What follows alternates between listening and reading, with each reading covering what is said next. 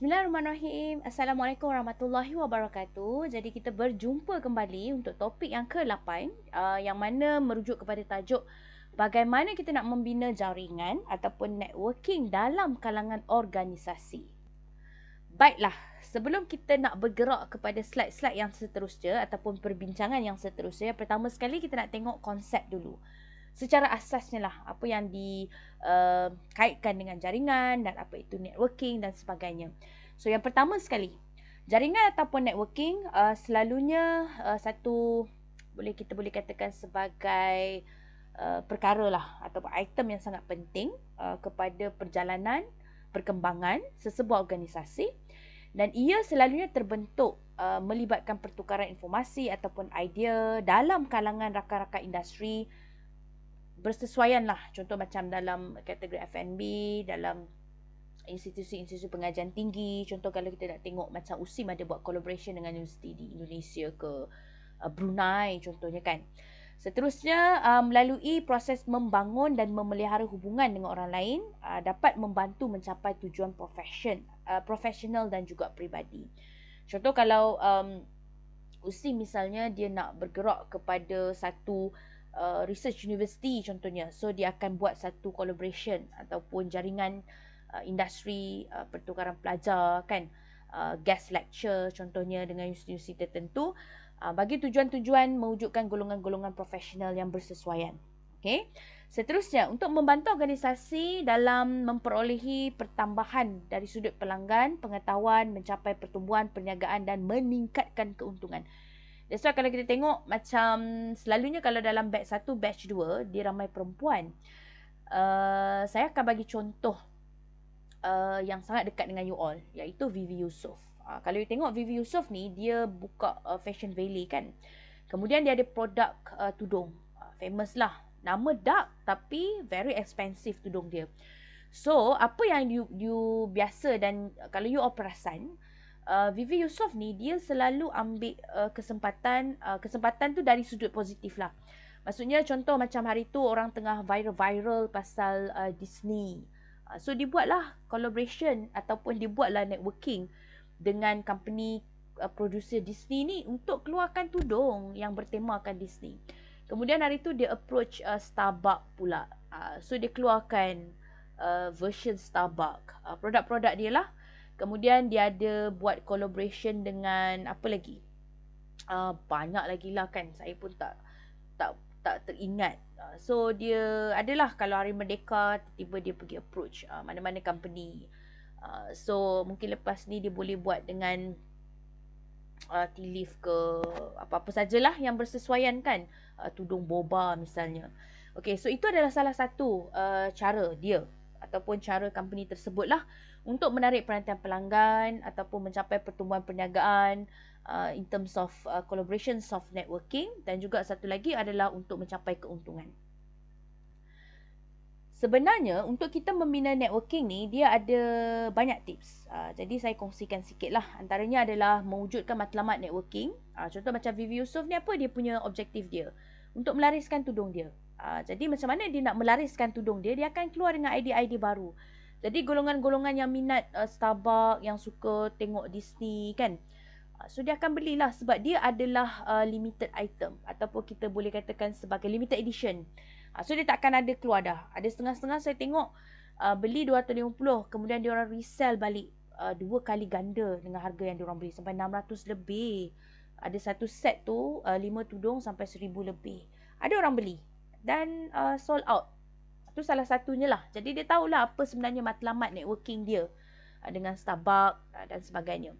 Seterusnya untuk mempelbagaikan kenalan dari dalam dan luar bidang. Contoh that's why student cakap, oh patutlah doktor dia buat collaboration dengan Starbucks. Starbucks tu F&B. Dia tu adalah pakaian kan. So macam agak jauh. Tapi yang sebenarnya kalau kita tengok, dia beranilah dan berjaya ataupun tidak networking yang dibuat tu. Yes. So they able to make profit for both. Okey, seterusnya mengekalkan hubungan baik dengan rakan-rakan industri yang lain. Ini salah satunya contoh kalau misalnya kita tengok USIM lah selalunya kan, kita senang nak pergi buat program dekat institusi tertentu sebab kita dah ada jaringan networking yang sangat bagus in terms of research dan sebagainya. Baiklah, ini adalah contoh-contoh kerjasama bank melibatkan teknologi keuangan terus relevan. Okay, so kerjasama antara bank dan juga bidang teknologi keuangan. Okay, seterusnya, USIM menjalinkan hubungan kerjasama dengan universiti-universiti luar negara. Yang sini saya ambil adalah Thailand dan juga Turki. Banyak lagi universiti-universiti lain yang ada kolaborasi ataupun jaringan akademik, industri, research networking dengan USIM. Jadi kita dah tengok tadi kan, dah tengok tips, kita dah tengok konsep, kita dah tengok contoh. So sekarang kita nak tengok bagaimana hendaknya ataupun bagaimana kita nak mula. So yang pertama sekali, kenal pasti tujuan. So tujuan ni dia banyak. Sama ada tujuan melibatkan tujuan organisasi tersendiri ataupun kadang-kadang networking tu diwujudkan atas tujuan peribadi ataupun tujuan keuntungan contohnya. Okey, seterusnya melakukan penelitian iaitu mencari maklumat yang lebih banyak tentang organisasi yang kita nak collaborate tu, yang kita nak bina hubungan tu.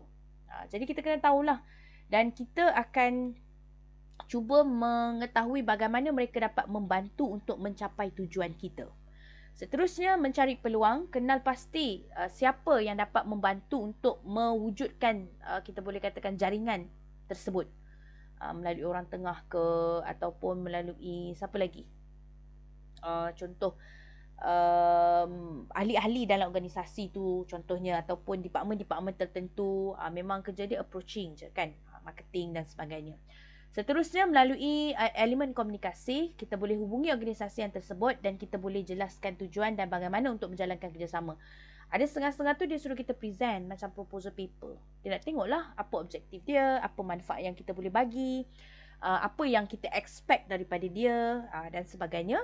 Dan last sekali adalah memastikan bahawa sekiranya hubungan itu telah terjalin ataupun networking itu telah dibentuk, kita perlu menjaga kontak ataupun hubungan yang baik dengan organisasi tersebut untuk memastikan